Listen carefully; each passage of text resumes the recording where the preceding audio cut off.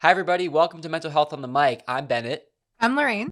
and we are very excited for this week's episode. We have a really special guest coming up. First of all, I want to just tell anybody listening, if you're new here to Mental Health on the Mic, we are a mental health podcast geared towards teens, young adults, anybody who wants to engage in conversations about mental health. Simply, we want to make it mainstream. We want to open up the floodgates to even more platforms being available for you to listen to and feel less alone. We talk about everything on this show. Everyone is welcome. Lorraine, I think I'm really proud of what we've done. I think we've had really I great am I guests am and beyond proud. I think this is a great platform and a great way to talk about things that aren't talked about enough and yeah. really create a safe space for people. So I'm super proud of what we do. Yeah, and just so I don't gob on about like how great we are, hopefully if you listen to this episode, you'll get a chance to really see what we're about here at Mental Health on the Mic. And if you are new, you can check us out online, Instagram or TikTok at Mental Health on the Mic.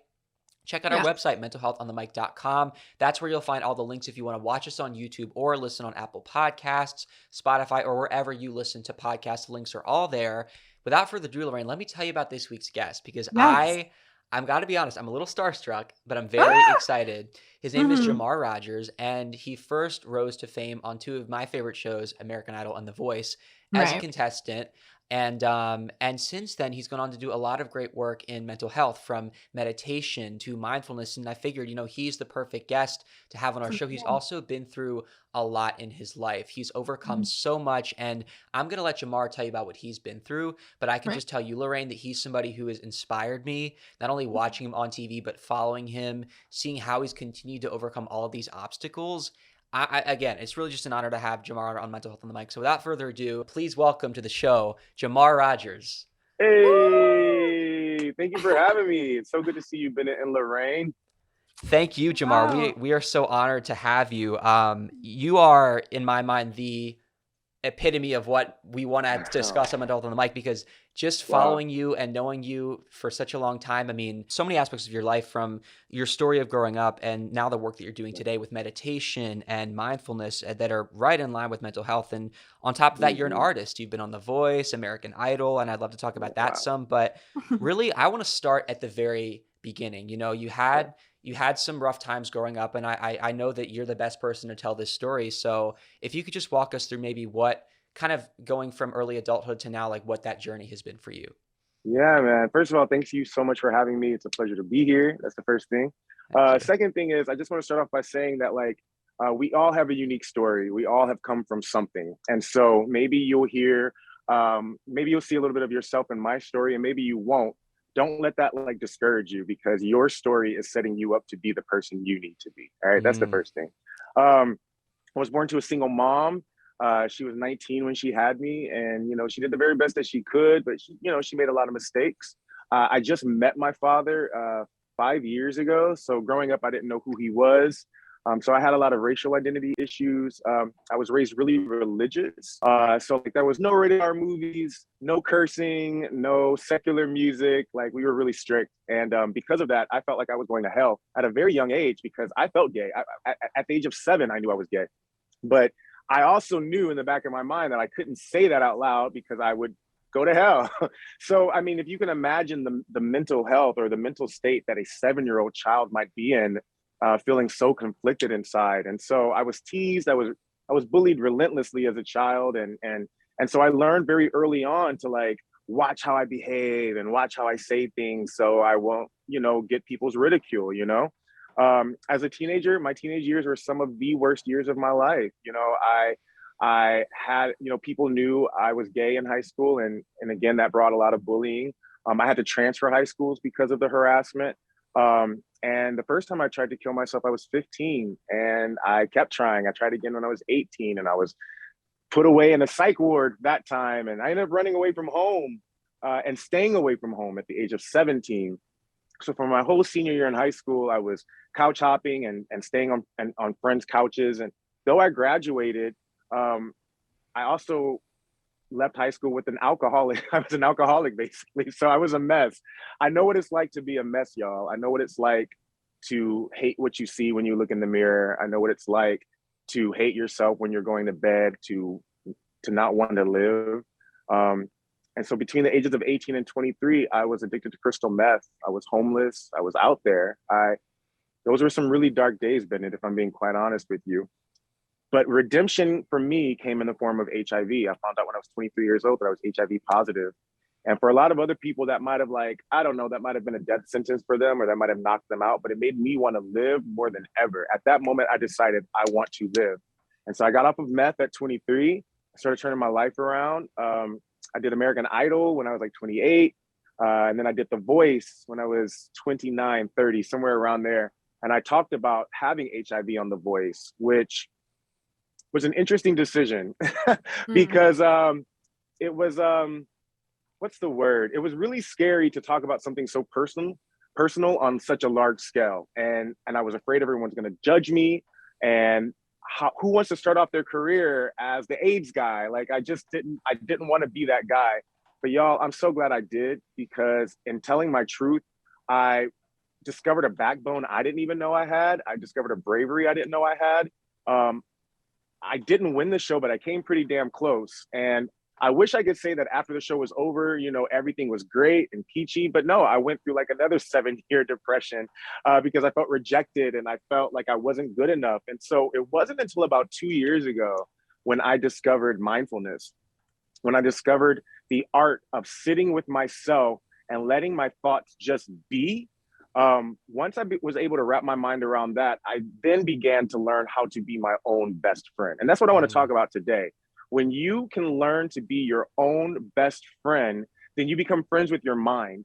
And then you're not afraid of your mind attacking you when you're trying to sleep. And you have the tools to calm your mind when it's giving you all those intrusive thoughts. So like, I just wanted to remind you, I've been there. I definitely have been there. And anything that I can share today to help you realize that life is here to serve you. Life is not out to get you, that you deserve a good life. And you don't deserve a good life because of anything that you've done. You deserve a good life simply because you exist. So that's my story. I'm sticking to it. If you have any questions, let me know, Oh, that's beautiful, man. And it's an emotional ride for sure. I mean, gosh, you've had ups and downs. And Lorraine, I want to get your thoughts in just a sec, but real quick, Jamar, I'm curious, you've come such a long way and you've found so much peace, so much light in all of this darkness. And I'm wondering, at what point during your journey would you say, if ever, were you able to think, okay, there is hope, this can get better, whether it was during your addiction, when you were diagnosed with HIV? I mean, during those moments, did you have this same mindset, or No. did you feel hopeless? I was completely hopeless. Here's what's beautiful about life, though, because even on your darkest moment, even when you're at the bottom of the pit, you'll get like a pinprick of light for just a moment. It'll be just an inch of hope that'll keep you going. Now, the next day, you might feel absolutely all of that hope will be gone. But in that one moment, like the day that I found out that I was HIV positive, I was almost dead. I was on my death. I was rushed into the emergency room because I couldn't hold anything down. And when that doctor came in to tell me, hey, not only do you have HIV, you have AIDS and you're dying, I felt like this.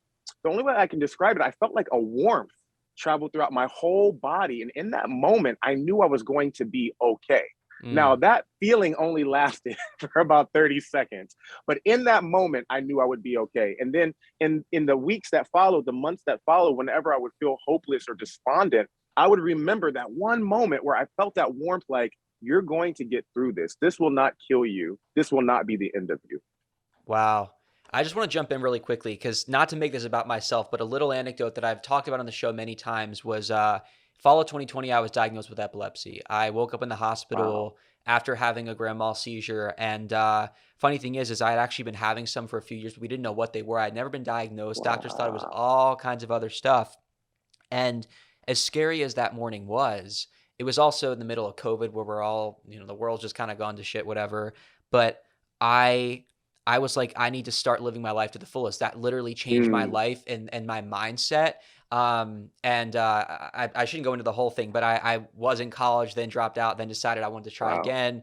Now I'm at community college because I'm still trying to figure stuff out. But all I can say is I thought of that because of your story, because in that moment when I was diagnosed, I felt like I got to start living my life to the fullest, which was what led me to at first drop out of college, then decided maybe I want to go back. But point being is ever since then, I feel like it's given me a whole new perspective on how grateful I am to be here, and the little things don't upset me as much. So I just wanted to say that while I don't want to compare or say, oh, well, I get it, but it reminded me of that point in my life because that definitely gave me an epiphany. And yeah, we all have life altering events that happen to us. And maybe someone that's watching or listening, maybe your event isn't something like epilepsy or HIV, which is pretty like extreme, but I don't want to diminish your own life altering event. And so just understand that the wound is the way, right? Yeah. In every wound, there is the way out. There's the path out. There's your liberation. So yeah. And so Lorraine, I want to hear your thoughts on Jamar's story. Yeah, no, hearing you talk about everything you had to go through, I mean, I can't even put into words how tough that just, it like broke me hearing how much you had to deal with. But it my heart pieced back together when you started talking about how you got up and you got above all of that. And look at you now. Like, I see your posts, I see what you're doing. Like, it's incredible. So you're really inspiring. Thank you, Lorraine. I appreciate that. Now, so I gotta say, I'm a pretty big fan of American Idol and The Voice, and I want to talk about that for a little bit because you first, if I'm correct, you first entered the public eye when you auditioned for Idol. That was season 8. So like summer 2008, you're auditioning probably for the 2009 season. Yep.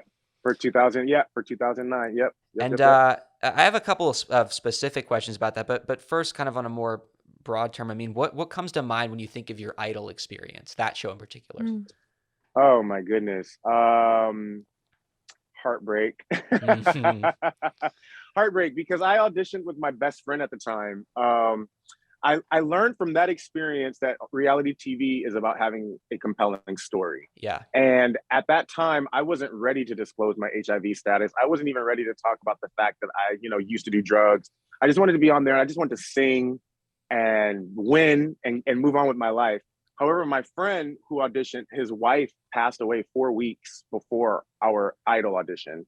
And I saw him telling his story to the producers, and I saw them like lighting up and just being vultures, because reality TV show producers are vultures, and they were just eating his story up. And so I saw the story forming. I had no control over my story for American Idol. They formed a story for us, which was these two best friends, and they kind of had us going head to head, and they kind of created a rivalry between us, and it was gross. I got eliminated. It was a surprise because I was kind of a fan favorite. And they really wanted me to come back the next season. I was just done with Idol at that point, because I had actually did American Idol 5 years before that and made it all the way through Hollywood Week, and they cut me before the television show aired because of my meth use. So by that point, I was just done with Idol. In fact, I was done with all of reality TV. I said I would never, ever do it again. But then The Voice happened, and Really quickly, just curious. So I did not know that you had been on the show previously. Now, what was it about season 8 that you were like, I want to go for this again? Well, I knew that they had kicked me off 5 years previous because I had been honest with them about my meth use. And since I had been clean for a little while at that point, I thought I owe it to myself to give this another try. I just didn't realize that I needed to share my story. If I had known that, maybe I would have prepared myself mentally for it, but I just wasn't there yet. I wasn't ready to talk. I wasn't ready to be so personal.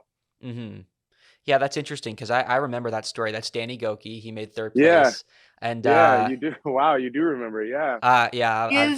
Bennett is a huge Idol fan. Yeah. No, I know. He has watched probably every single episode of every single season. Wow. Yeah. And he's the one. I actually am into it now because of him. That's so funny. Wow. Yeah. Okay, I'll do some. We'll do some Idol trivia, Bennett. Oh my gosh. Well, yeah. Well, you sang what? I can think right now. You sang "Somebody to Love" in your group round. You sang "Heather Delilah" in your solo performance, right? Wow. Yes, I did. Yes, I did. That's exactly what I did. So, okay. So one more thing about that show, because I mean, first of all, you talk about the rivalry between what they set up between you and Danny. Even being a fan of that show, I admit, I mean, I'm a reality TV connoisseur. I know that it's story based. I know that you cook things up just as you would a scripted series. So, as aware of that as I am, I still enjoy the shows. But it was very easy to see you guys. It seemed you had a very genuine connection. So despite this sort of rivalry, I definitely sensed a tight knitness where even if they made it out to be like you were like really against each other, you really were in this together. Were not. Yeah. Yeah. And Yeah. And I love that, man. I mean, we still text each other every now and again. So yeah, mhm. I love him.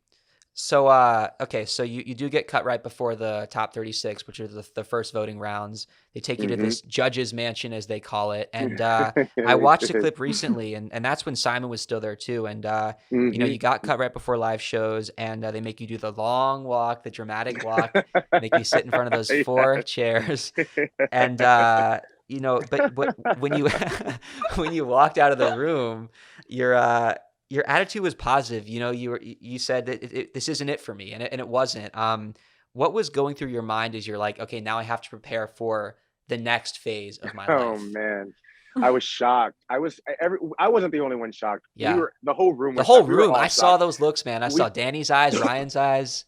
we thought I was a shoe-in. It was so honestly, man, it was really humbling. I had to go back to Wisconsin where I was living at the time. I was a waiter at PF Chang's. And it was so humiliating, bro. Oh. I would Oh, walk up to a table and I'd be like, "Hi, I'm Jamar, your server." They'd be like, "Oh my God, American Idol, American, can we take your picture?" Oh And my I'd be god. like, "Well, in my work uniform, sure." oh my So I mean, gosh. and it happened a lot. It happened I was being, and then the first thing people would be like, "Oh my God, we loved you. How's Danny? Tell Danny we Mm, love him. Tell Danny we're rooting for him." So like, I honestly, my ego went through a huge ego death because here I was thinking that I was about to have a moment, and that moment was taken from me, and it really was indicative of how I had felt my entire life, that I would just get so close to something and have something taken away. I began to internalize that all relationships were like this. Whenever I allow someone to get close, whenever I allow myself to hope or want something, it gets taken away from me. And so mm, I had to unlearn that. I had to actually reprogram my mind to realize that a lot of times that things were taken away from me, I was actually self-sabotaging. I was mm, actually pushing them away, not realizing that I wasn't receptive to win American Idol that year. I thought I was, but internally, I didn't think I deserved it. So guess what? I manifested what I thought I deserved, which was to be kicked off and sent back home waiting tables. Yeah. mm. Wow. I assume you did you watch the show the rest of the season? I'm guessing it probably would have been difficult Oh, if you did. of course I did. Of course, I mean, they even flew me out to come to some of the live Oh rounds Oh yeah. to my support gosh. Danny. Yeah, to support Danny. Was Oh it was man. so humbling. That's all I can say. It Oh was my Did you gosh. incredibly go? humbling. Did you go? Of course I win. Of course. I mean, I Good. loved him. And I wanted him to win. I didn't want him to like do Right. poorly. I wanted him to Right. win. And I still think that he should have gotten better than third place. But that was, wow. That's a lifetime ago, y'all. That happened forever I ago. know. I think, but I mean, for anybody who's as obsessed with Idol as I am, I mean, I think a lot of people wanted the Danny Adam final too, but that's just Oh my yeah. take. Yeah, I think that we were all a little surprised that it wasn't that. So yeah. Yeah, but the votes, they usually go a certain way. But all right, so let's move on. So Idol airs 2009, and at the time it was the only major singing competition on the air. 3 years Yep. later, The Voice comes along, and there you are on season 2. I want Mm. to know what made you want to try out. Any Yep. thoughts on that experience, and more specifically, why was it the right time to share your personal story? Interesting. So about a year before right after Idol, I moved to New York City. I was like, you know what? I can't keep waiting tables at PF Chang's. I should try to catch this momentum. And so I ended up getting a development deal with a guy named Phil Ramone. I moved to New York City with $200 in my pocket, and I made it happen. I really did. I'm really proud of myself for how I made it happen in New York. Good for Um, you. thank you, thank New you. But York, then New 2 years York is later, New York is a place. yo, Yeah. it will chew you up and spit you out if you're not ready. You know what I'm saying? And there were so many times I wanted to give up and just Mm, go back, but my pride wouldn't let me. I was like, oh no, we're doing this.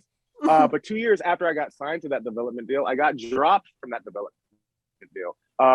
And so it was 2011. I remember I didn't have much money in New York. All I would sit at home and play on my key and have furniture. It was just in the Bronx. It was Oh. a rough. I had a Oh rat my gosh. infestation. It was quite a Yeah. time. It was quite a time to be alive. And then I had seen the first season of The Voice, and I was a big fan of CeeLo Green. I'd been a big fan of his for a while. I liked when he was in this group, and I liked his solo stuff. And I was like, if I ever were to do a reality show again, I guess I would do that one. But I was pretty adamant. I'm never doing reality shows ever again. But then all of a sudden, I started getting a girl hit me up, and then this guy posted on my Facebook. People started saying, "Hey, I had this dream you were on The Voice." This girl was like, "Hey, you should go out for The Voice." I ended up hearing it like 4 or 5 different times, and I'm the kind of person, I don't believe in coincidences.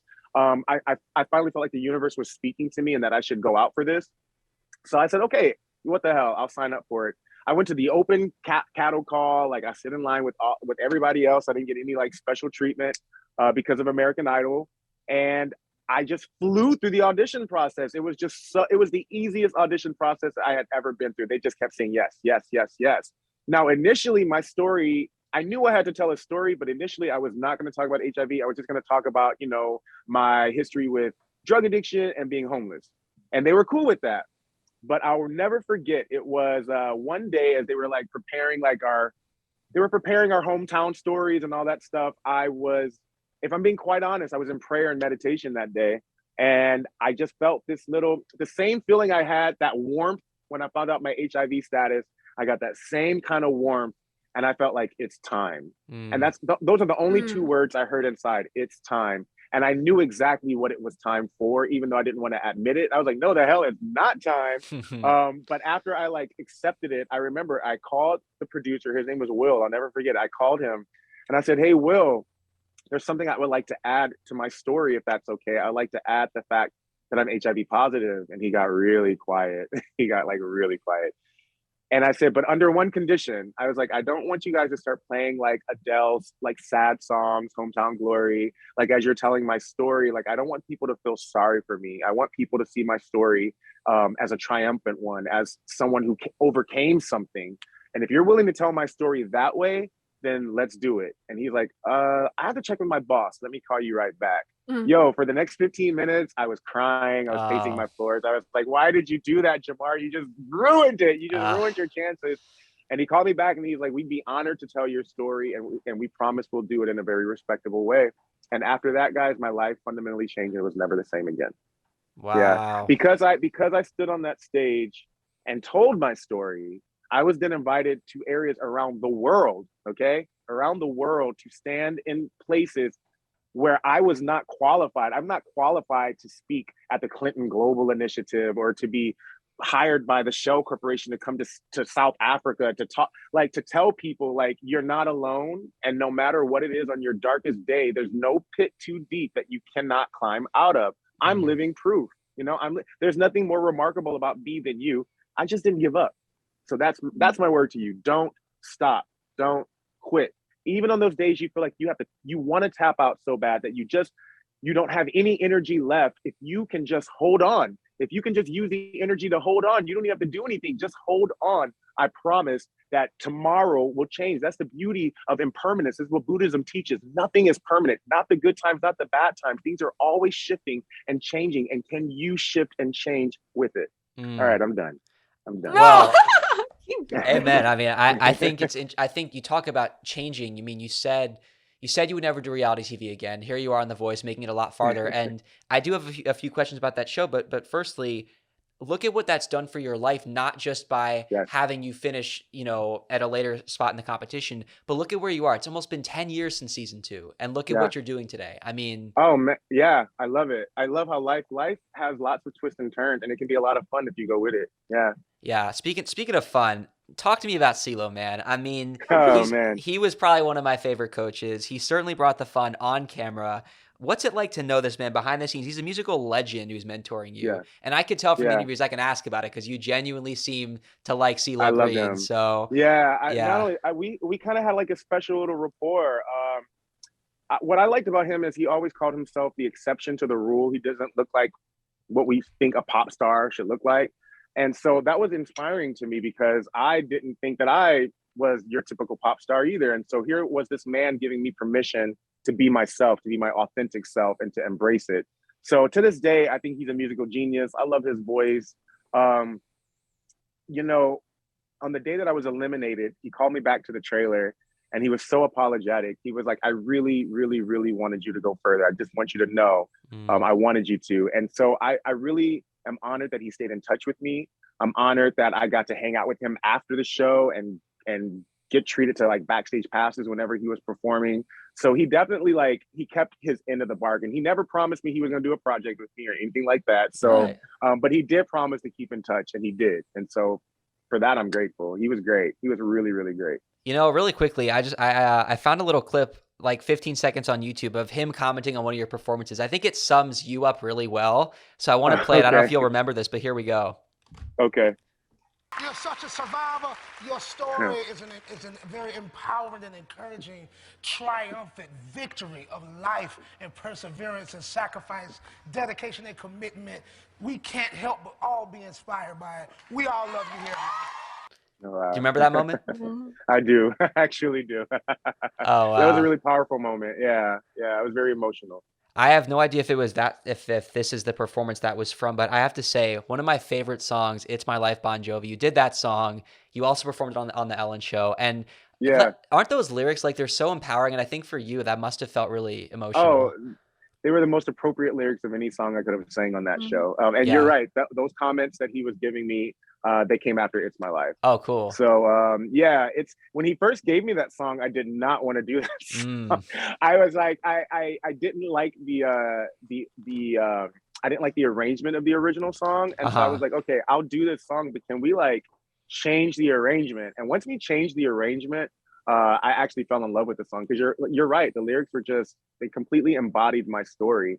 And I think that it should embody all of our stories. Like, at what point do we stop giving our power away to external events and to people? Like, it is your life, and you get one that we know of. You know, the Hindus think that we have many lives. So, but right now you're present in one life. And so many times we're afraid to go try things because we're afraid of what people are going to say about us. We're afraid to disappoint people. Screw all that. This is your life.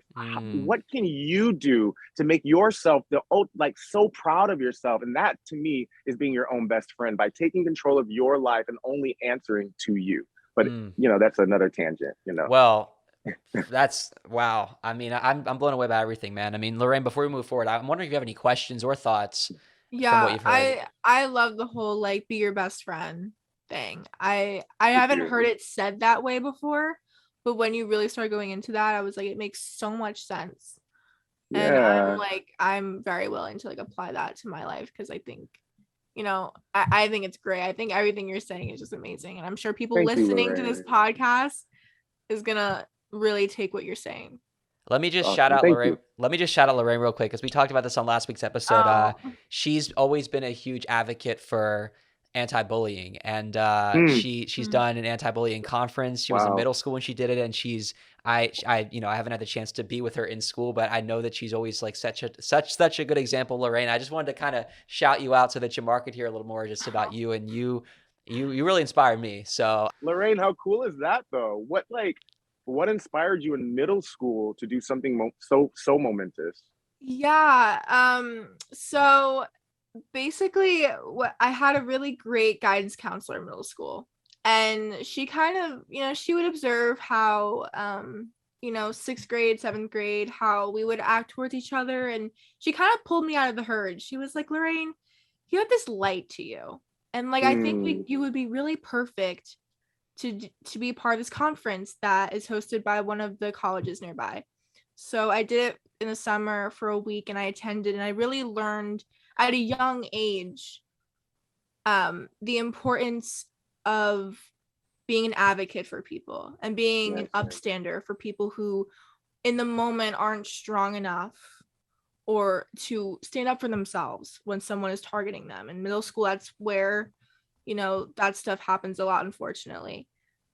So it was really liberating as being a young girl to learn about those things, and it really set me up for, you know, I'm in high school now. I'm not in college. I might look older than I am, but I'm I'm a junior in high school. Okay. So it's really been great to have under my belt now, because I think being exposed and understanding how big of an issue it still is, it really was like a big driving factor. So I always try every day when I'm at school to uphold what I've learned and keep it going. So well, thank you. And the world definitely needs you. It needs more of that. So Thank Yeah, you. thank you. Seriously, thank Aw. you. Jamar, I'm curious because there's TV and then there's music, and at the end of Yeah. the day, you are an artist, and I think that who you are as a human being must play such a role in the lyrics you write, the melodies you choose when you're in the studio, when you're on stage, and I want to kind of hear. I mean, I think I could ask the broad question of who do you think you are as an artist, but I think maybe making it a little bit deeper about mental health. Yeah. Being an artist is just one of the ways that you're able to use your voice because you have found a lot of creative outlets to use that voice and to give a voice to the voiceless as well. So, I mean, writing and recording music, that must be really good for your mental health, I imagine. Oh, yes. I mean, I feel like anything that allows you to express yourself, because here we are, we're energetic beings, right? And I know that because we only like subscribe to our five senses, we can't see our energy. But when things happen to you, um, energy needs to flow through you and past you. And sometimes energy gets stuck because we can't let it flow through us because we're hurt and we're holding on to shit. So when you are able to find a way to express yourself, you're actually releasing stuck energy. Nothing is better for your mental health than releasing stuck energy. And so when I'm in the studio, and by the studio, I mean my room, because I've set up a really beautiful recording space here. Whenever I'm in my zone, nothing can touch me. Like not like I'm in the flow. I'm doing what I was created to do, which is to just be an artist, to just express myself. And sometimes this is what happened to me. Sometimes when you mix in capitalism and making money with art, it can sometimes rob the joy of just simply creating because you're so busy trying to make a living off of it, or you're trying to become popular. Right. Your values become skewed, right? Like, what's the And next so big hit? Like, what's gonna get exactly. to the top 10 chart? Right.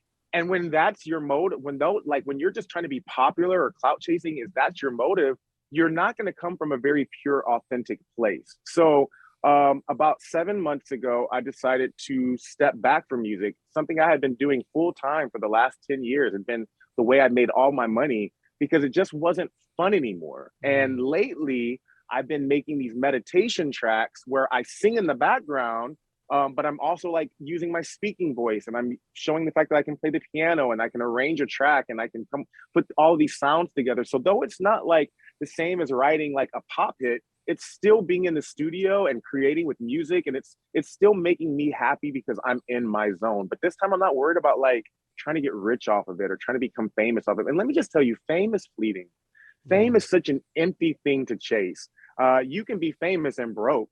Like, I mean, like I would rather love what I do and be modest. And I can be modestly paid as long as I'm doing what I love and I'm happy with myself when I go to bed at night. Mhm. Yeah. Okay. What's the next question? No, I Let's actually keep I going. want to I have a question that that I didn't plan, but it occurred to me because we're talking about music. At the beginning of your life, when you were going through all those struggles, young adult, how much did music play a role in your life? Were you Yes. performing? Were you Oh, recording? yes. Music has been my best friend since I learned how to sing when I was 5. Mm, I was harmonizing when I was 7. And because I grew up in church, I was always singing in church. And, you know, though I was like relentlessly teased, the one thing, my one saving grace was that I could sing. mm. So though they would tease me, they would be like, well, but sing me a song. Yeah. So I always used that to get friends. And then even when I was strung out on meth, I remember one time I had been awake for 4 days. I looked horrible. I was suicidal. I wasn't doing well. And I remember sitting on my bathroom floor and just singing my heart out, just singing at the top of my lungs, because that would always make me feel better. So music has always been a friend to me. It has always been really good. And that's why it was really disheartening when I stopped loving it so much, because I was like getting all caught up in trying to make money from it.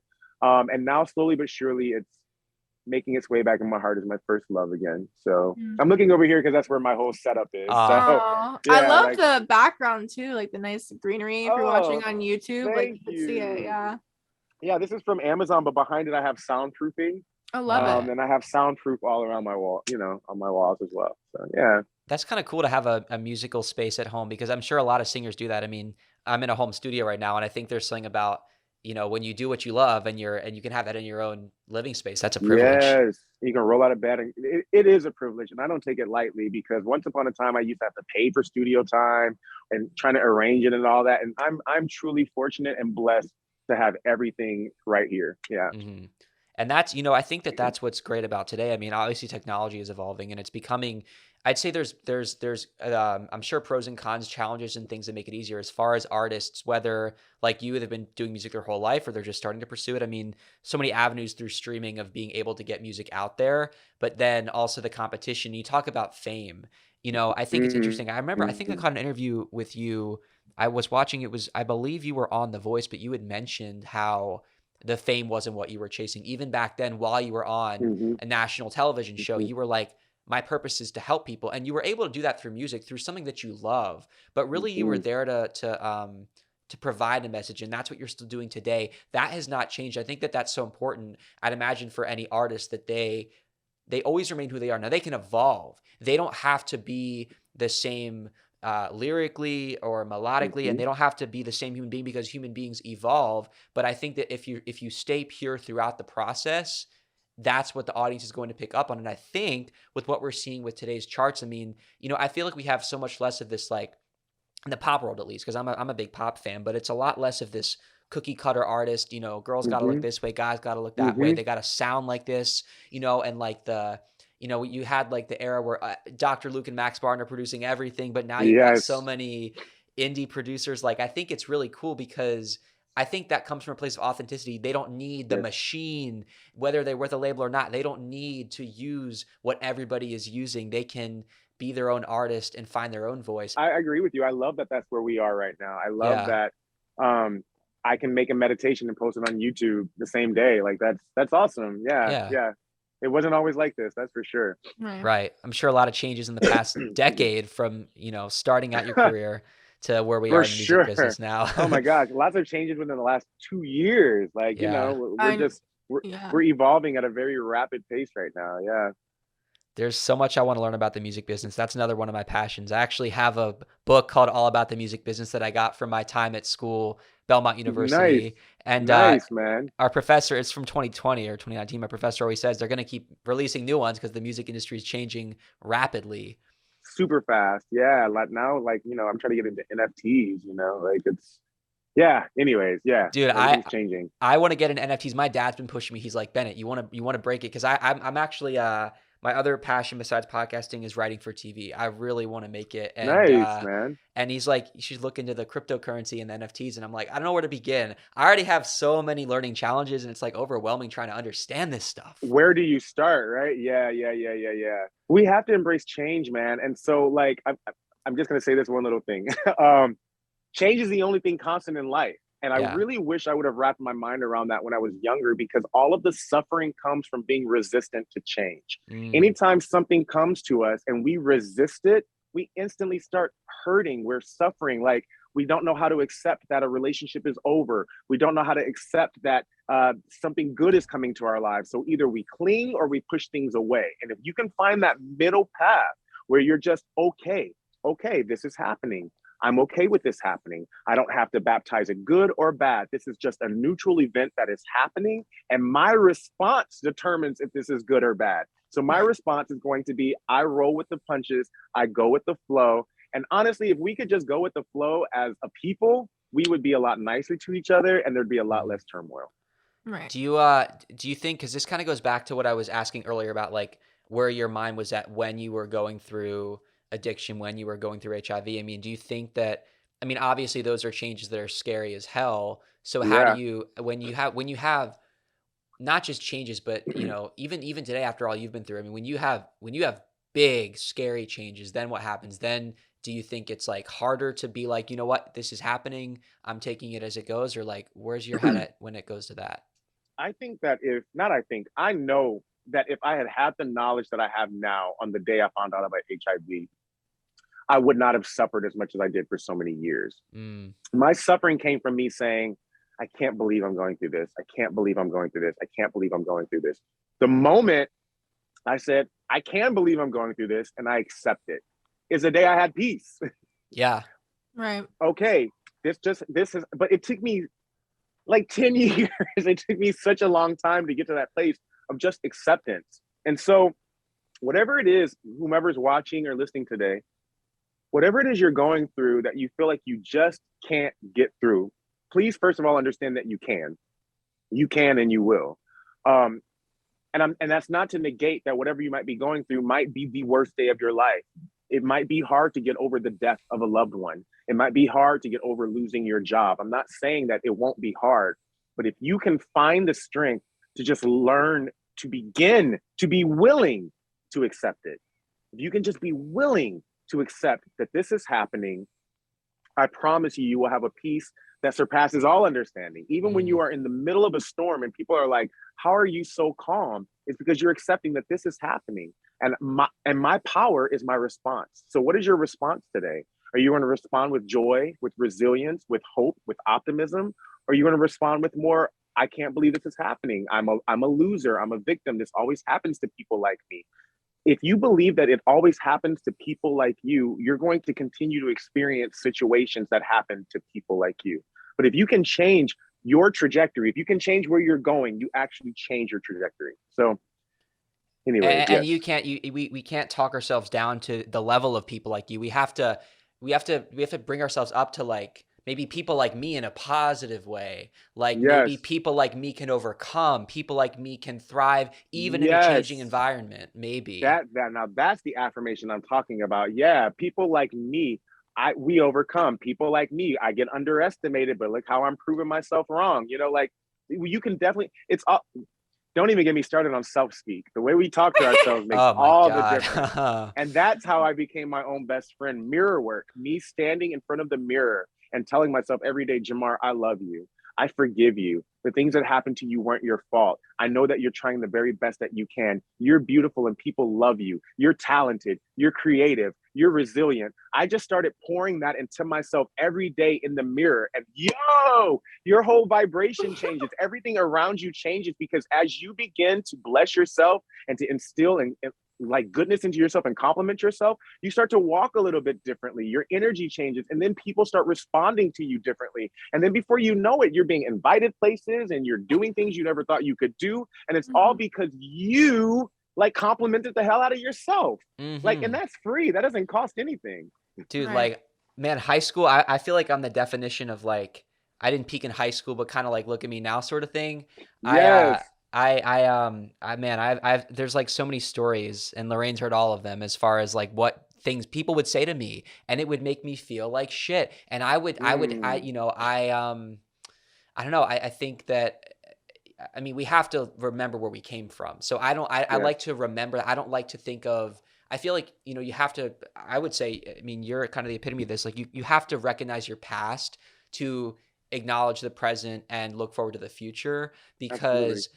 I've gotten to a point where I love myself and I was not there a couple of years ago. And I think that, it's other people are so powerful. Words are so powerful. That's why anti-bullying, Yes. that whole movement is so important. I mean, I think, like you said, the self-talk, I think that society gets to us, the world gets to us. Yes. And maybe it's about like finding our own world within our own body and not the whole world that we live in with millions and millions, excuse me, I sound stupid, billions of people. Like You said it, man. I won't try to do numbers, but like it's I don't know. I think that that's the journey. I think it's figuring out how to not let the other people that you share your life with dictate how Yes.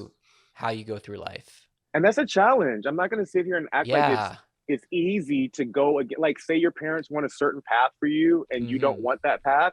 I'm not going to sit here and act like it's easy to buck what they want and to do your own thing. But if you are willing, again, to be your own best friend, it's going to require you saying fuck it to some people. It really will. And it's going to require you losing some relationships. And it's going to require you being lonely sometimes. But what's on the other side of that far outweighs any discomfort of being a people pleaser. That's for damn sure. Once you take back that power of cutting those people out of your life, though, holy moly, it feels good to take back that power. It does. Oh man, does it. And then you start to learn to never give your power away again. You start to learn, I don't need sure, compliments and external validation is nice, but you don't need it. You don't need it to do the things that you want to do. The only thing that you need is your own approval and your own validation, because you're the only one that will either encourage you or make you quit doing what you really want to do. Right. Right. Before I ask my next question, Lorraine, do you have any thoughts, questions? Talk to me. No, I love this whole back and forth going on between you two. I think what you both are is like, I'm just sitting back and taking it all in, like the listeners right now. I'm just like, I think I got hit by like a big ball of light. I'm just like, Wow. oh my God. No, because being on the younger end of this, I'm like the youngest one on the screen right now. Like being honest, like, yeah. So, but I think society, I'm in high school, and I think a lot of kids in high school or in middle school, like both ways, the people around you, it really affects you. And I think what you've been saying and what Bennett's been saying, to get out of that and put yourself with yourself and telling yourself every day, I am beautiful, I can do this, I can conquer today. If you make those little steps before you go out in the morning, Yes. how much better you will feel. So I will be taking a lot of this, and I'll be doing it tomorrow and the next day and the next day. And I hope anyone in my shoes, and anyone really, they should apply what we've been saying. Jamar, where do you think That's somebody awesome. starts if they're at the very bottom, if they don't have any confidence whatsoever, which we are not saying is a bad, it's part of life. We Yes. can feel very low as human beings. And again, in a non-judgmental way, I say this, for somebody who is bottom of the barrel, does not believe in themselves, doesn't love themselves, has no confidence, where do they begin when it's like they have to take even just the tiniest step to get to the top of the staircase of self-love? I have a couple of different places that you can start. And I say start where you feel the most comfortable. For me, I started with a book called Mirror Work by a woman named Louise Hay. It's a really inexpensive book on Amazon. It's like 31 days or 21 days of things to say to yourself in the mirror. And that was actually the beginning of my journey, because it taught me. I told you, I used to not be able to even look at myself in the mirror because I hated what I saw so much.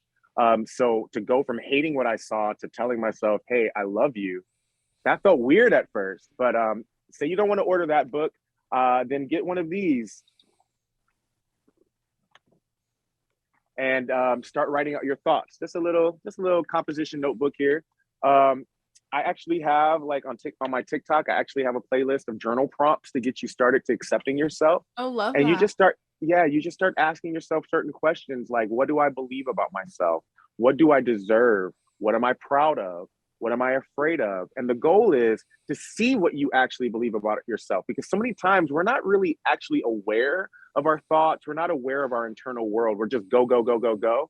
And we push the bad feelings away. But if you can learn to sit with yourself, even in the uncomfortable feelings, then you're actually giving yourself permission to be as authentic and real as possible. And if you can be that way with yourself, then you can be that way with everyone you come across. And not only that, it gives you grace and compassion when other people want to be authentic to you. Then you're not in a place of judgment, because you're already not judging yourself. Now you're like, okay, yeah, you got a little bit of crazy. Me too. Hey, let's be friends. Yeah. Right. That's another place to start. And then I think that the easiest place to start would be mindfulness. Mindfulness, guys. So there's 5-minute mindfulness practices on YouTube. They're free. And all mindfulness is doing is sitting with a point of focus on something. And for me, the easiest is your point of focus is your breath. You're going to focus on your breath going in, and you're going to focus on your breath going out. If you can do that for 5 minutes, let me tell you what it does for you physically. One, it lowers your blood pressure, it lowers your heart rate, it actually cools down your skin temperature. So if you're hot or sweating, it can actually cool you down. It can bring oxygen to your brain when you're freaking out and you're having those intrusive thoughts and you can't focus on anything else but your thoughts. If you can focus on your breath, it will actually calm your amygdala down. It will shrink your amygdala. Okay, so there's scientific benefits for doing this, but then there's like the whole psychological benefits, which is you giving yourself a safe space to let your mind go free.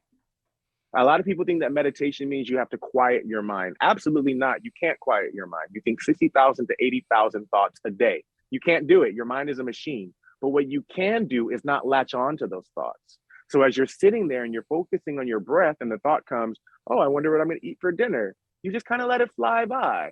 You don't do the, well, there's a Taco Bell right around the corner. No, you don't have to do all that. You just let the thought fly by. And every time you bring your awareness back to the breath, you're telling yourself, I don't care how many times it takes, I will sit here with you. I will sit here with you and bring you back every single time. Do you know what that does for your inner child? What that does for your self-esteem, to know that you have your back in a way that nobody else does? It really makes you more confident. It makes you move in the world in a different way. And I'm living proof, y'all. I used to have like no self-confidence. And here I am now, like just loving my life and owning spaces when I walk into it, because can't nobody tell me shit. Like, I'm great. I know I'm great. I finally know I'm great now, you know? Yeah. And that's why you're your own best friend, because at the end of the day, you are always going to be there. Not, not somebody else, not a show or a song that's going to make you feel better. Yes. You have your own back. Bennett, you got it, bro. There it is. There it is. There it is. Man. That's it. Lorraine, any thoughts you have? Yeah, I think a lot of people, they are so go, and all of the things that are really like that need to be, attended to, like those intrusive thoughts and negativity, like it's always like the last thing. We put ourselves like last, I feel. Too much. It's always, okay, I have to do this and this and this and this, and then myself can come later. And that is so damaging, because eventually it's just gonna implode. And you know what else, Lorraine? When you put yourself last, you're actually teaching people how to treat you.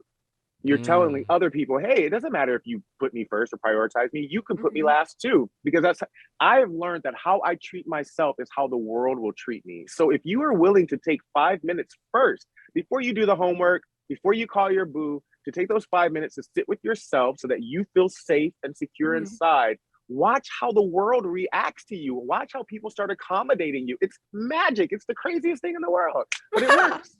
You know what's kind of wild about that is I think of the saying, treat others the way you want to be treated. Now I'm thinking it's like, treat yourself the way you want others to treat you. Seriously. Wow, that's great, Bennett. Yes. Thank you. Yes. Every word, the common line. Yes. Because it's so true, though. It's so true. And you start to have a low tolerance for people treating you like crap. You start to say, hey, I don't deserve that. I didn't do anything to you to deserve that. I'm not going to chase your love. I'm not going to chase your affection. Don't you know who I am? And that's not cockiness. That's not cockiness to know who you are. There's something about I grew up thinking that confidence meant you were arrogant. No.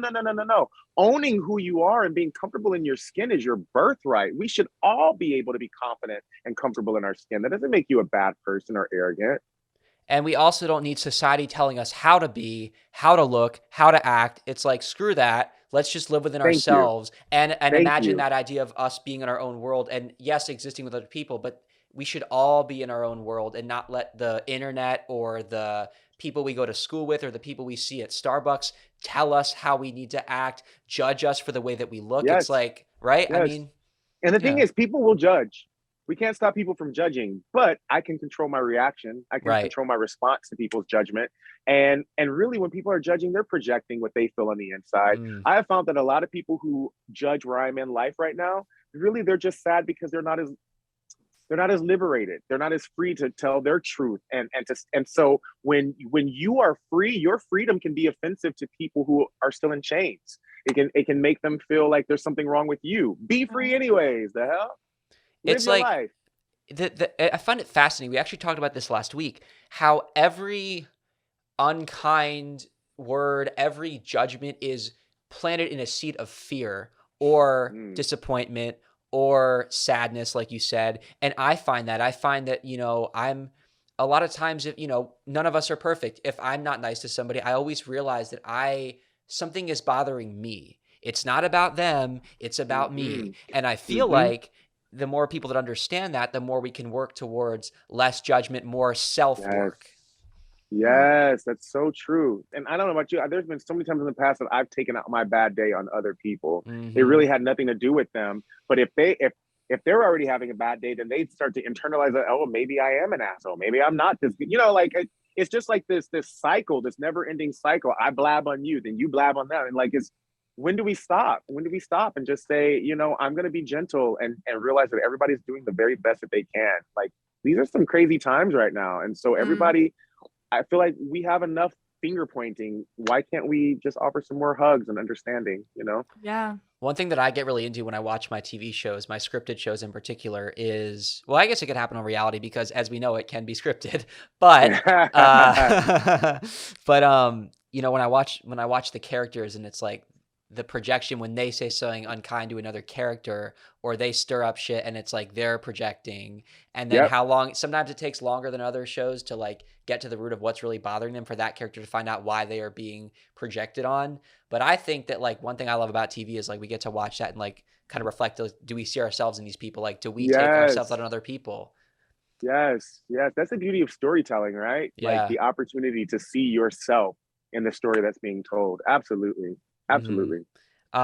You mentioned, I don't know if you mentioned the exact word, but the thought that came to my mind a couple minutes ago was it's the subconscious. It's what we don't even realize that we have going on in here. Yes. I feel like one thing that I've found with myself and as I'm growing as a human being is I think that I used to see things as very black and white and like, oh, Yes. well, like how I am on the surface, that's how I am. There can't possibly be thoughts that I don't actually know about right now that are repressed, but it's Mhm. like the hell they are, like they can be there. Like it's hard like when you're like me and you kind of grow up with this sort of black and white way of seeing things, sometimes it takes a while to realize like there actually is that thing called our subconscious that hides things from us within our own Oh my body. gosh. Oh my gosh, Bennett. Our subconscious is running the show. It's running the whole show. Your Yeah. subconscious determines who you're attracted to, why you're attracted to them, the job you like. Our subconscious determines everything. And our subconscious is really just looking out for us. That's why it hides certain traumatic things from us so that we can still function without being obsessed with a traumatic thing that happened, right? And so my subconscious, I was sexually abused as a child. My biological father wasn't around. My grandmother, who was another big caretaker for me, she died suddenly when I was 8. So like all of this was like tucked back deep in hiding it from myself. And then I wondered why I was fearful in relationships, why I was afraid that everyone I loved would leave me. Well, that's why, because I faced a lot of loss as a child. And so if you're listening or you're watching and you find yourself constantly repeating patterns or finding yourself in cycles that you don't want to be in, you're like, I don't know why I keep doing this. Chances are there's something just locked deep down inside of you. And the good news is you can get in touch with it. You can give yourself the grace and the compassion to look at these painful things without it affecting your present. Now, the disclaimer I want to give you is this. I don't think that you should just go off exploring on your own if you don't feel like equipped for that. That's why we have therapy. That's why we have meditation. That's why we have people who are in positions that can like teach you and lead you, because some of this is daunting work. Some of it is really scary to look at abuse and to make peace with the way you were treated as a child. But I want you to understand that the things that happened to you when you were growing up, they weren't your fault. They weren't your fault. But it is your responsibility to heal those things so that you don't blab your bullshit on other people unnecessarily. Again, the people that are the abusers, their subconscious is running the show. Yeah. Right. Because the abusers didn't get in touch with their own trauma and their own pain. What do? They go out and hurt other people. Hurt people hurt people. That's what hurt people do. But healed people heal people. So Right. if you are willing to do the work and really doing the work, all that means is just getting to know yourself. Just get to know yourself. That doesn't mean you're going to change everything that you see, but you can at least start to look at yourself honestly. We lie to ourselves on a daily basis so frequently to keep ourselves feeling good and safe and protected. But if you would just be willing to be honest with yourself, that to me is the hallmark of a good friendship, honesty. And if we're trying to be good friends to ourselves, we got to be honest with ourselves. And I think that maybe what we just talked about, as far as why mental health is so important, like you said, hurt people hurt others. If those hurt people had a chance to work on their mental health and fix themselves, Right. we'd have a lot less suffering in the world. Yes. Right. Yes. We talked Exactly. about this on the last podcast episode that me and Bennett did, that it's a chain reaction. When you yourself are kind to yourself and you put that kindness and that respect on other people, it's a chain, it follows. Yes. So Yes. I think we need to do better to like really get that chain to grow. Yes. We'll Well, wrap the world around everyone. I think you guys are doing it. I think we're doing it. It may not be happening as quickly as we would like it to happen, but I'm talking to a high school junior right now who is talking to me about mental health and the chain reaction of showing love. Where are you guys based again? Well, funny thing. So actually, I'm based in New York. Oh, you're in New York. Okay. Okay. Yeah, upstate, and then I'm in Maryland. so okay. Yeah. So here's what's amazing, right? And I'm on the West Coast, and we don't know each other except through social media. To me, this is an indication that we're doing the right thing. Yeah. Like, how did our paths cross except that we're doing the work internally, right? And I think that as we continue to do it, we're going to continue to meet other people doing it. That's what's beautiful. We're not doing this alone. There's other people that are waking up and doing the same exact thing.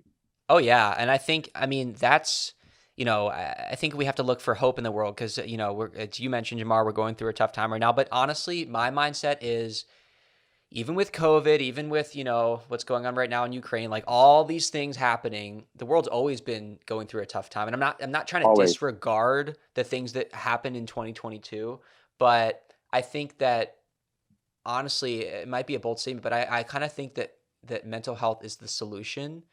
Yes. Because I think that I think if mental health, I think mental health has the power to change the world.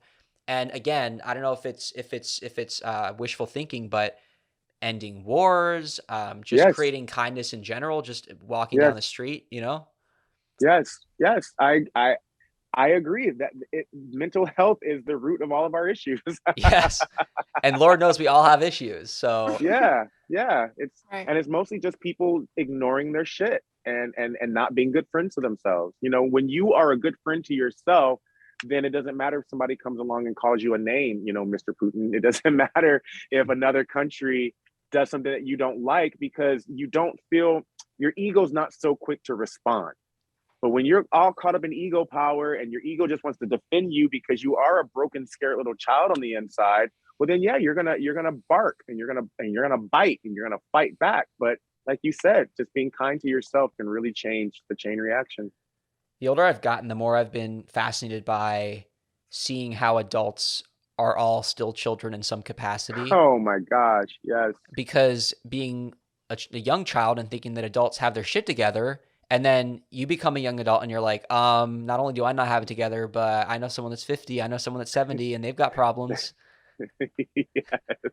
I know it's Oh my God. I know it's Captain Obvious, but not so much when you're 5 years old. I mean, No, exactly. And as a kid, I idolized my mom and my stepdad.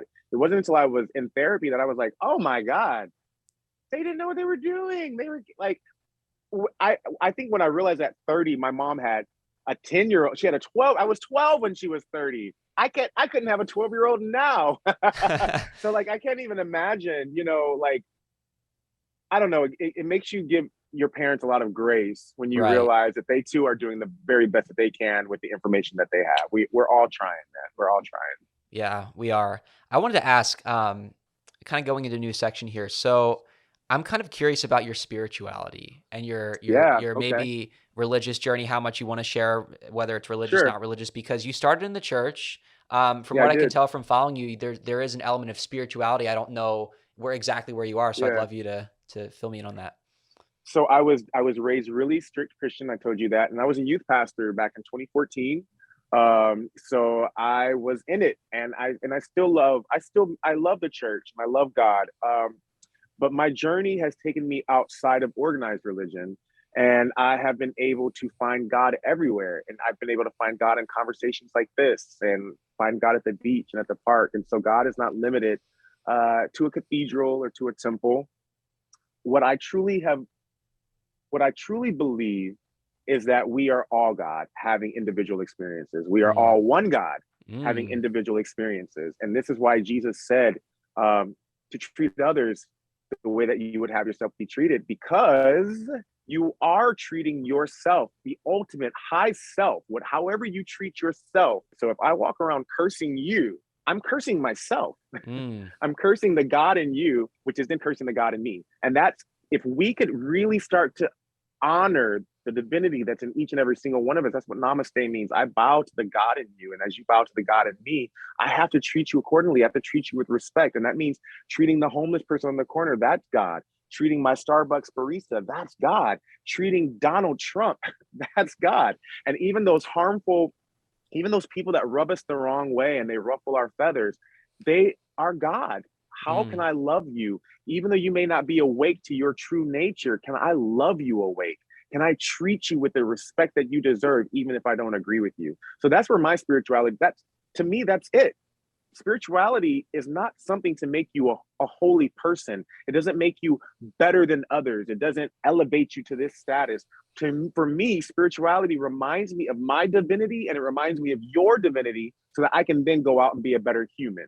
So every morning when I'm doing my prayers and I'm doing my meditation, it's not to make me closer to God. I can't become closer to something I already am. It is to remind me of my godhood, so that I go out there and I'm God to everyone and I'm seeing others as God.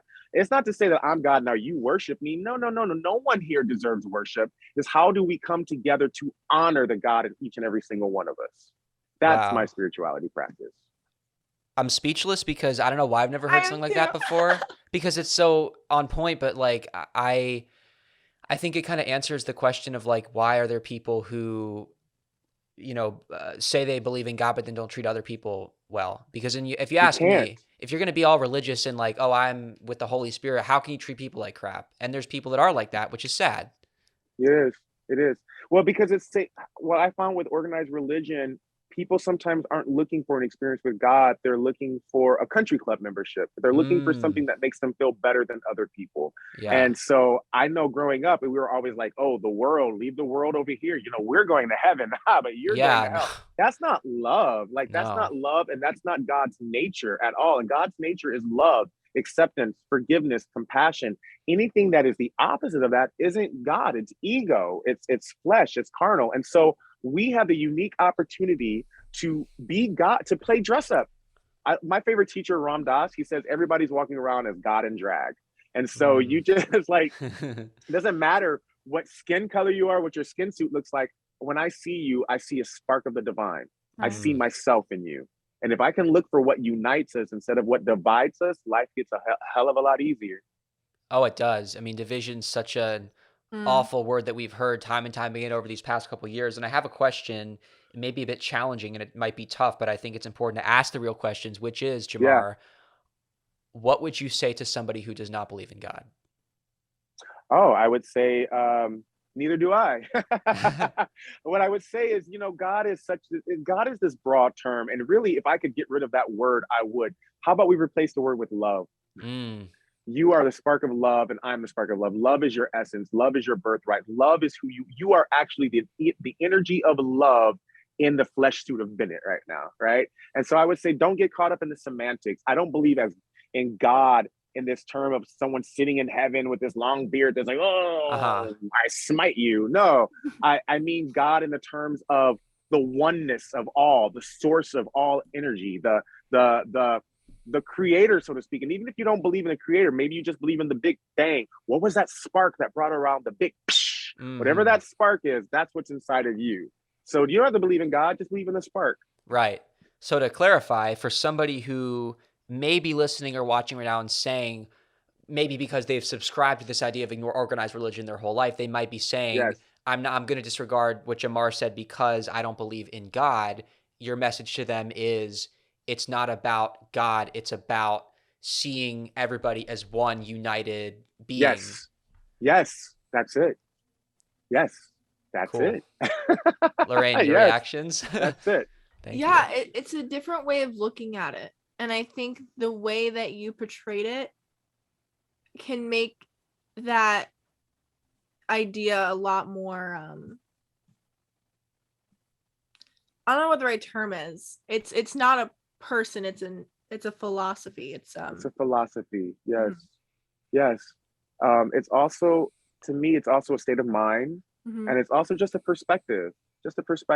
And then when you're in the perspective that everyone is God, then you're not so busy trying to make other people wrong and make you right all the time.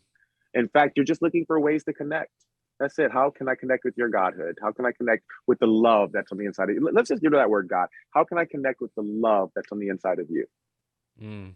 Well, I think I'm while I've never heard it put the way that you put it, Jamar, I'm thinking about the fact that I have said, and I've realized this in the last couple of years, I do believe that love is the single most powerful thing in the universe.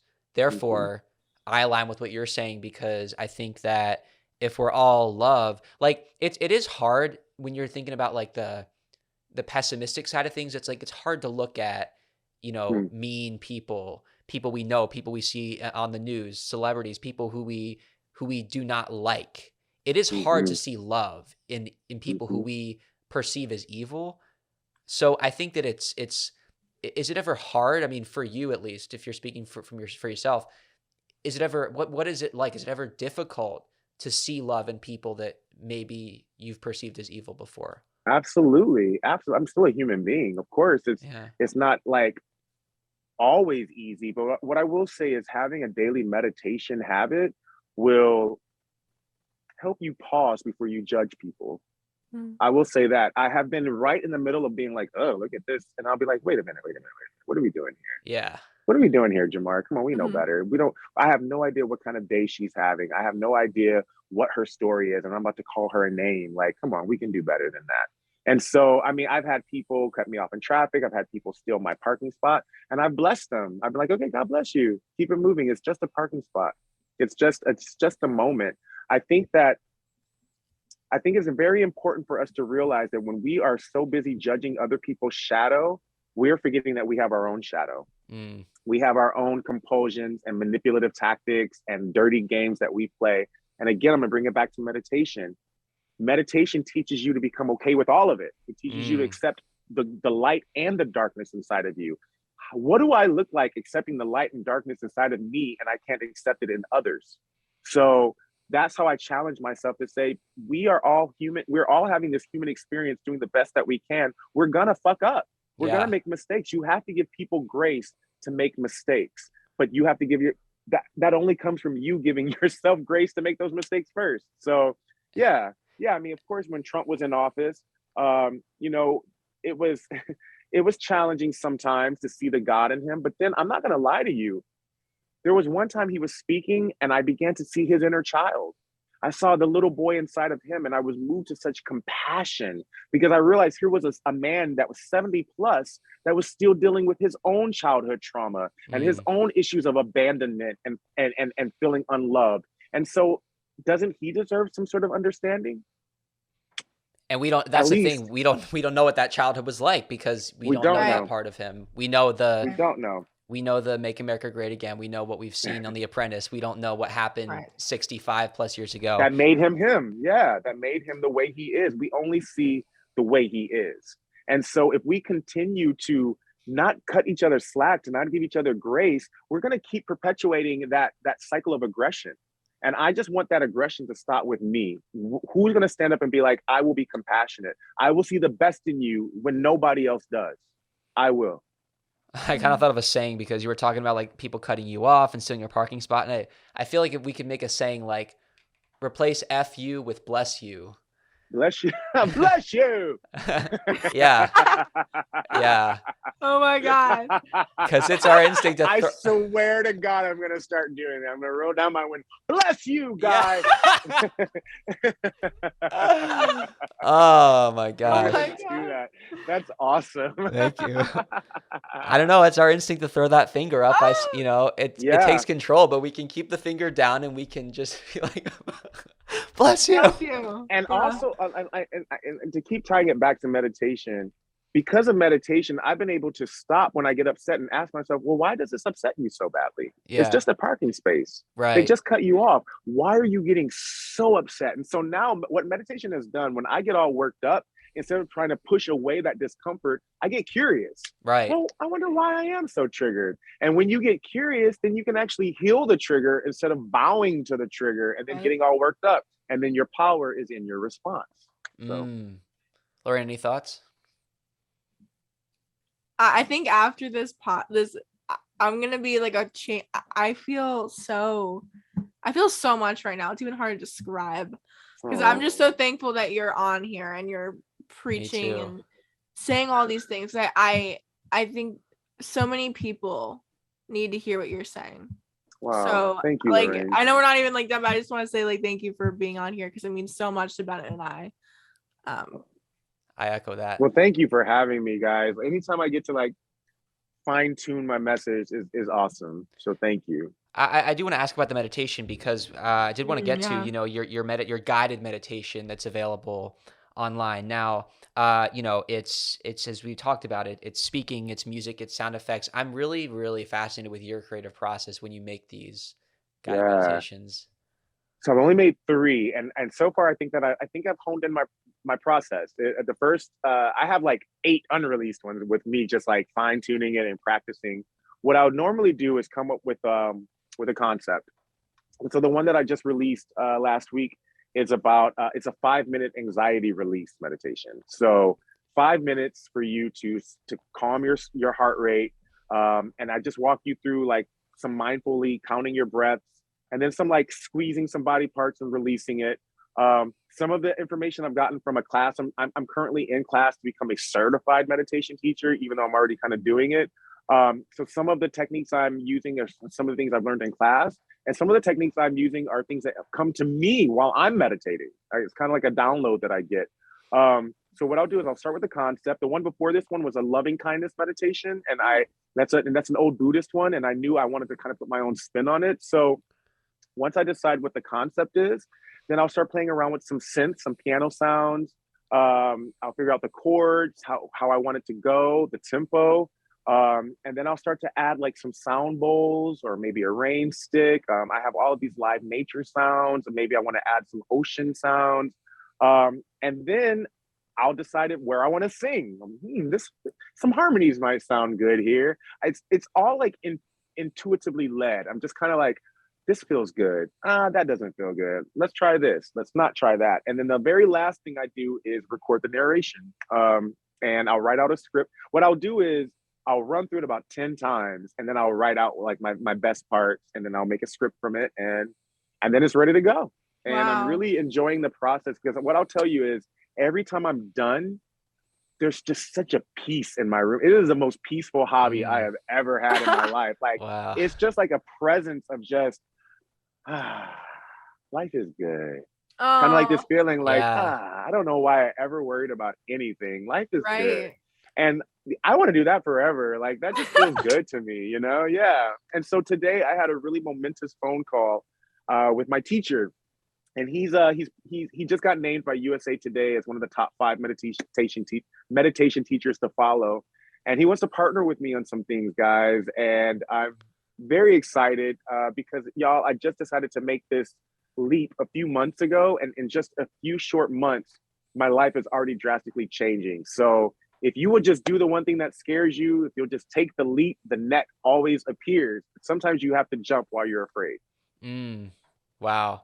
First off, I've checked out all 3. I love them. I did the. Oh wow! Thanks, Bennett. Of course, I did the latest one today, and I have to ask because I think, you know, I feel transported when I listen, and I don't think I've ever really listened to any guided meditations before I checked yours out, Jamar. Wow. But I must say that as much as I'm transported, and I'm wondering maybe this is if anybody else listening who's done meditation or tried it, I feel like sometimes I wish I could be more centered. I wish I could be more present with what I'm listening to. Like, Sure. I think my guess is that the purpose of meditation is to make you kind of forget about anything that's stressing you or bothering you, or maybe not. But like, what would you say to anybody? And frankly, I'm asking for a friend here. It's like I'm transported. I hear every sound. I feel every word that you say, but I feel like, you know, I want to like lose myself more. How do you lose yourself more? Well, practice makes perfect. I feel like, so there's this common misconception too with meditation that you're going to go somewhere. And meditation doesn't do anything but bring you to yourself. So yes, you can have a mystical experience while meditating. Yes, you can get downloads and see colors and all these brilliant flashes of light. But to me, the best meditation is the one where I'm constantly bringing myself back to the present moment about 100 million times. And it gets frustrating because your brain has or your brain wants to just do its own thing. It just wants to Right. be here and be there. So the goal of meditation isn't to go anywhere. It's just to be here. And Mhm. so you have to practice presence. I wish I could say that I was in the present moment all day, every day. No, I have to remind myself, Jamar, be here now. Be here now. Don't worry about tomorrow. Don't worry about an hour from now. Be here now. And the only way you can be here now is by having a daily meditation practice. Mm. I meditate twice daily, 20 to 30 minutes each time, and I still have trouble being present. So I think that don't beat yourself up for not losing yourself. Your inner child feels so elated and safe that you sat down to even give it a try. Every time you sit down and decide to meditate, you are affecting your amygdala. It's as simple as that. There are no downsides. There's nothing bad that will happen to you from meditating. It's only positive things. So I would say take the focus off of trying to lose yourself and make the focus on just being as present as possible. And whenever you feel your mind wander, just be like, no, listen, be here now.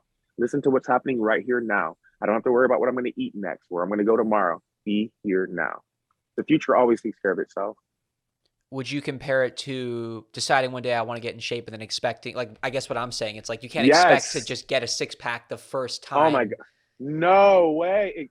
That is the most perfect thing you could have said. Yes. Even to get the complete biological effects of meditating, you have to do it 56 days straight. So like every time is helpful, but please understand that it is a process, and we live in like an instant gratification society Right. where we want things right away and we want it now. But you can't teach yourself patience overnight. That's like the antithesis of patience. Yeah. You can't teach Right. yourself, you know what I'm saying? You can't teach yourself a new skill overnight. It's going to take time. And that's why I love meditation, because it makes you be patient with yourself. Right. It makes you show yourself compassion. Yeah, if you're being mean to yourself while meditating, you're doing it wrong. I had kind of a misconception. I felt kind of silly, but like I was in my intro to psych class and we're talking about meditation, and like I always pictured it as like the stereotypical, and Mhm. then and then my professor's like, well, meditation is simply the act of like just being peaceful, being with yourself. And I was like, I felt kind of stupid because I'm picturing that it has to be this sort of like No. fancy, but There's so many different types of meditation. That's what I yeah. love. There's the chanting, there's the breath watching, there's the loving kindness, there's focusing on a mandala, there's listening to sounds. There's so many different ways, and that's why I encourage people, just start wherever you feel the most comfortable. If you try one meditation and you don't like it, try another one. Don't throw the whole baby out with the bathwater. There's so many different types, and it's not a religion. So Yeah. there's no wrong way to do it. You know what I'm saying? So like, don't think that if you miss a day, you've messed up or that you're going backwards. No, it's just a simple act of being okay with yourself and bringing yourself home to yourself time and time again. I think that meditation is a really good example of why it's so important that we ingrain ourselves in all kinds of different cultures. Because whether it Yes. is about, coming from a different religion or it's just a different teacher's method, I mean, I think, it's so important that we embrace other parts of the world or other religions or Yes. other cultures. I think I think meditation is the perfect example of trying to unite a community of people who want to engage in bettering themselves through exchanging different ways of doing so. Yes. And there's cultures that have been doing this for thousands of years. Yeah, and Like, we're hopping we're in late a to the band. party. Right. Acting like we started it, like We're late to the party, man. Yeah, Right. yeah. And there's so much power that comes when multiple people come together and meditate together. There's just Uh-huh. this crazy connection, a crazy connection that you feel. It's definitely momentous and miraculous. Yeah. Lorraine, have you ever meditated? I don't think I've given it the time and the effort that I really should. I think, oh my God. So being a junior in high school, it's like such a busy year. Oh, Such a busy year. it's I don't busier know. than your senior year for sure. Yeah. Yeah. So like I am like go. And I truly need to work on like sitting down and having a moment for myself. Well, I think it would why don't we help. take just a minute right now to do something that's called 16 seconds to bliss. Okay. And if we do the Okay. 16 seconds to bliss 4 times, then we've done it for a minute and you just meditated for a minute. How about that? So we're Okay. gonna breathe in. do We're it. gonna breathe in on a count of 4. You're gonna hold it Okay. for 4, release for 4, and then on the last 4, just empty out all of the breath in your lungs. And then we're gonna repeat, and I will count it. Okay. Okay. Let's do it. Okay. All right. So empty. So you can start by closing your eyes. All right. And relax your shoulders. And in through your nose. 1, 2, 3, 4. Hold the breath. 2, 3, 4. Release the breath slowly. 2, 3, 4. Hold. 2, 3, 4. In through your nose. 2, 3, 4. Hold. 2, 3, 4. Let it go. 2, 3, 4. Hold. 2. We're gonna do that 2 more times. In through your nose. 1, 2, 3, 4. Hold the breath. 2, 3, 4. Let it go. 2, 3, 4. Pause. 2, 3. Last one. In through your nose. 2, 3, 4. Hold it. 2, 3, 4. Let it go. 2, 3, 4. Rest. 2, 3, 4. Now open your eyes. Wow. How do you feel? Like I'm in the clouds. Yeah. And you just meditated for 1 minute. Wow. I'm Yeah. that's yeah, I felt maybe to inner child, I felt so secure. I felt like we Yeah. were all comforting I each felt other, very comfortable in that space. Yeah. comfortable and Mhm. Yeah. comforted, because obviously Yeah. you led us, but I felt like we were all just in that moment and it was genuine. It's like I've got a soundboard and a camera and a light, but I was able to forget about that and just be For just 1 in the minute, moment. right? We were just Yeah. present and we were connected to each other. And that is why I love meditation. Yeah. Ah, It's good stuff. I was And just so did you this know, whole thing you right can here. do that little count if you're ever stuck in traffic or you're stuck somewhere you don't want to be.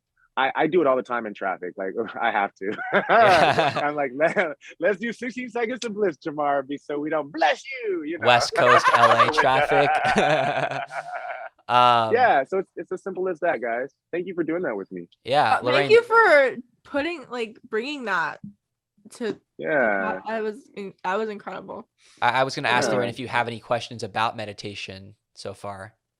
Is there like a too much or like I'm like the quantity? hmm Like should you do it in short but many times, or should you do like a long session in one, or is it like very person to person? Like how do you figure that out? Do you just have to do it? So for me, the reason I do one in the morning and one in the evening is because I like to bookend my day. I like to remind me in the morning, be a good person, be a decent person, and at night I like to kind of let go of the day, right? That works for me. Not everybody has a schedule to do that, right? So then I would suggest you do it whenever you start to feel a little anxious or feel a little overwhelmed. Just take that 1 minute to do your four times of counting your breath.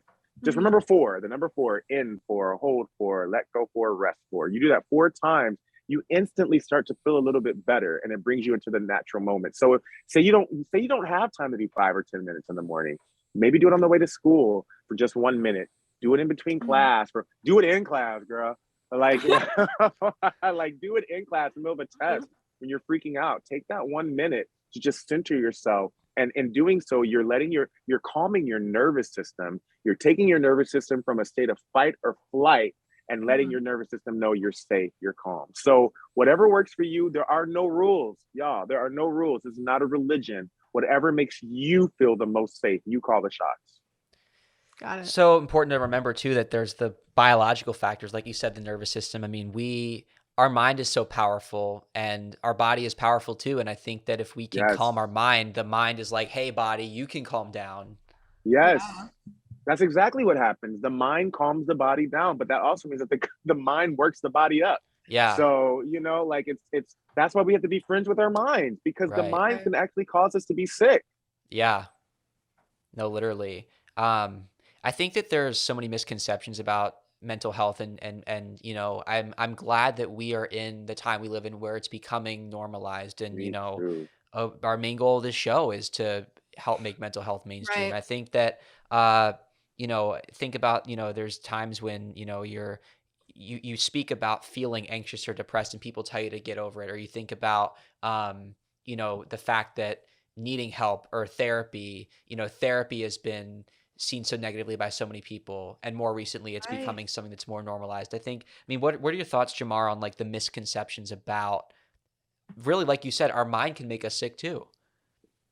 Well, listen, I feel like I didn't, until I started therapy, I wasn't even aware what was going on in here. I Yeah. didn't even know that I had an internal world. I just knew that I wanted to die all the Oh, time.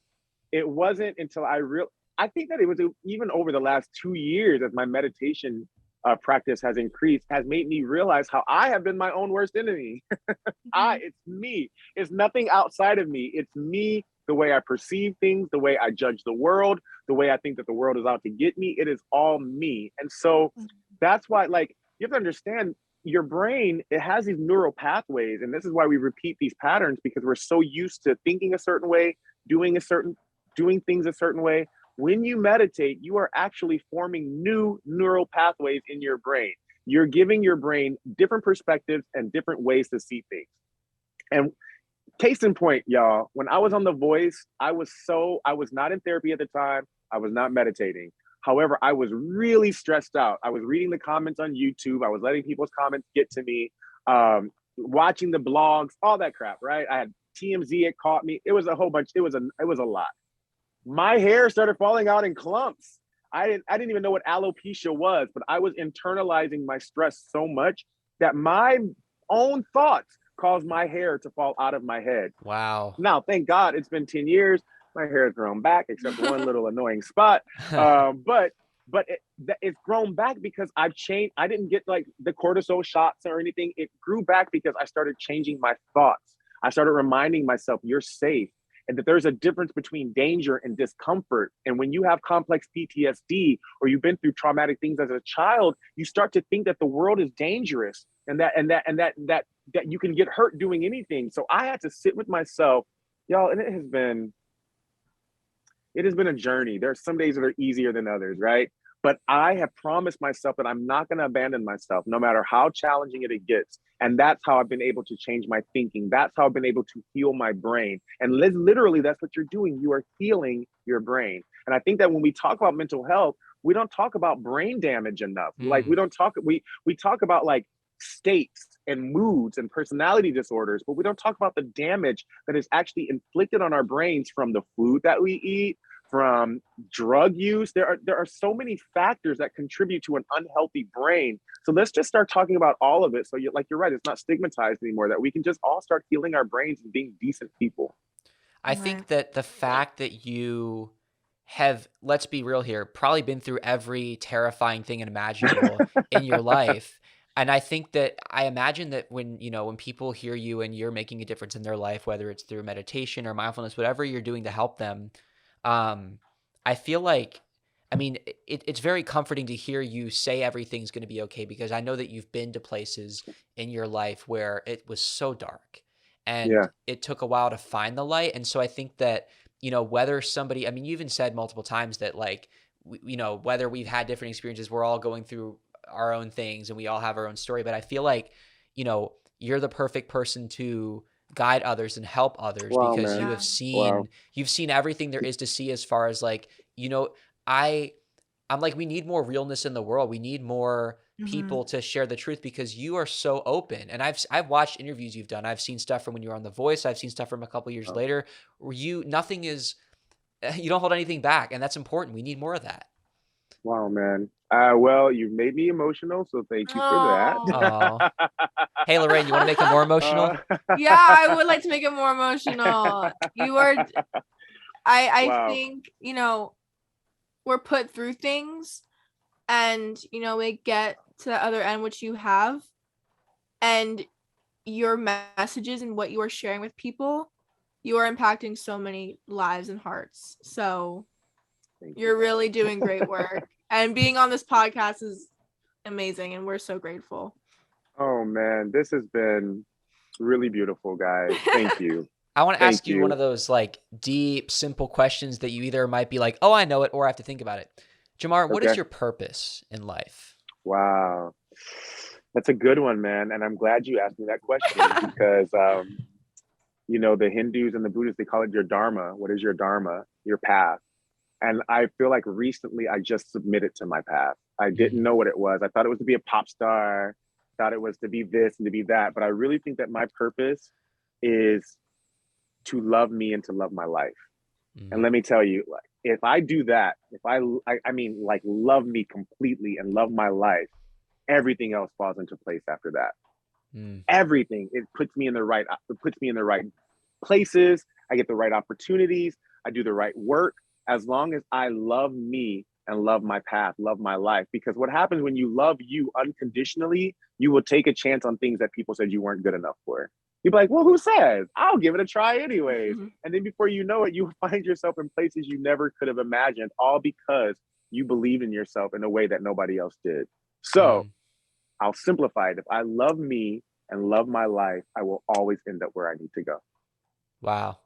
And that's so important too, because you put yourself first in that statement. You said, absolutely, I make it. Hey, let's tie it back to the beginning. It's my life. I mean, you know, Bon Jovi. Yes. But now Jamar, I mean, it's my life. It's my life, and I'm gonna live now. And then through you finding your best life, you can help others and make a difference for them too. That's it. And I feel like when you do love your life and you love yourself, you can't help but give back. You can't help but give back. It becomes like you want to give back. And it's like, why would I hoard all of this yummy goodness to myself? I want to share it, you know? Yeah. That's what you're doing. You're spilling it all out. Oh, thank you. Yeah, I'm just sharing it with God everywhere I go. Hey, God. Hey, what's up, God? Hey, let me show you God. You show me I'm God. And then, life is fun. Yeah. That's amazing. I've learned so much. One last question, because I do want to tie it back to mental health a little bit in terms of what's your advice for those watching or listening who may be struggling with literally anything regarding their mental health in their life? What would you say to that person? Take any step towards wellness. And it can be the smallest step. It could be, maybe you're not used to brushing your teeth at night before you go to bed because you're so late on your phone. Make a commitment to brush your teeth in the morning and at night, or to start flossing. It's something so small. Make a commitment to make your bed every morning. Make a commitment to do one small thing to help you feel better about yourself. Because what I do know is when you take one even baby step, the universe will conspire everything around you to uplift you and support you and be like, hey, great step. Now, can you do another one? Let me bless you. Now that I see that you care about yourself enough to make your bed every morning, let me shower a little bit extra money on you. Let me give you this A on that paper. Like, I know it sounds like magic, but it's just, if you do kind things for yourself, the universe does kind things for you.